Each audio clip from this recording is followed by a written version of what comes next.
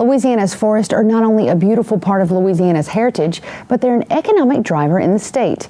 There's a special place in Louisiana honoring both the forestry industry and the forest conservation efforts that began right here in Louisiana. In this encore presentation, TWILA's Neil Melancon shows us the rich history of this vital agricultural enterprise.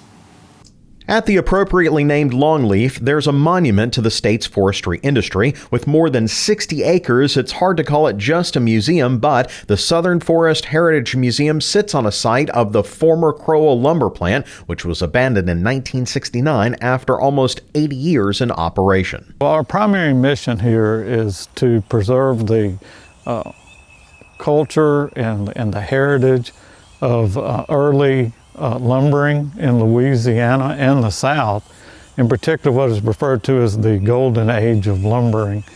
Part of the reason for the longevity of the mill was due to this man, Henry Hardner, also known as the father of modern forestry. It was his idea to replant forest for both environmental and industrial reasons. He had actually had a collaborative effort with Yale University, which was the only forestry school in the United States at that time, to bring foresters every summer, forestry students every summer to Urania to study forestry. And he traveled around the country literally preaching reforestation, and that you could grow a second crop of trees and then a third. During its heyday, this mill was crucial to World War II efforts. While trains from this mill brought lumber to nearby Camp Claiborne, the real standout is that these beams were critical to the nation's D-Day plans. They had one of the last stands of virgin longleaf pine, and it was discovered that, of course, the longleaf pine was very, very durable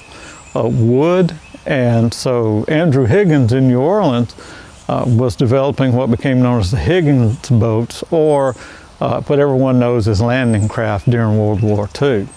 And this mill provided longleaf pine for the construction of these Higgins boats. This forest museum is also kind of a train museum, as locomotives played a key role at a time before interstates. This land was once a pond where the logs would be dropped off before heading into the mill. The most famous is Engine 106, which is now preserved to this day at the museum. The trains, the small engines, we have several size engines here, but the small locomotives would run what was called on the dummy lines, which would go out into the forest where the logging was occurring, haul them back to the main line where the large engines would then haul them to the mill to be processed. This planer mill is still in use as a wedding venue, and while its days as an active mill are over, the impact of this place and forestry holds into modern day, which is why the Southern Forest Heritage Museum has earned a spot on the National Register of Historic Places. The pace of change came for the mill faster than even the speeding locomotive, and it shut down in 1969. However, the relics here are an important reminder of not only the state's largest ag enterprise, but the importance of conserving the land and the history for generations to come. Reporting from Longleaf, I'm Neil Melancon. Saturday, October 18th, the Southern Forest Heritage Museum will hold its annual Fall Festival. There'll be guided tours, games, and rides for the kids, as well as all of the usual attractions at the museum, according to Executive Director Doug Rhodes. It's an annual festival we hold.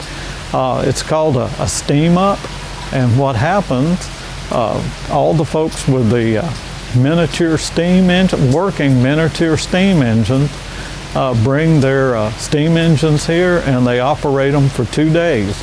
And of course we have a festival that goes along with it. So very, very family oriented, and we always have other things.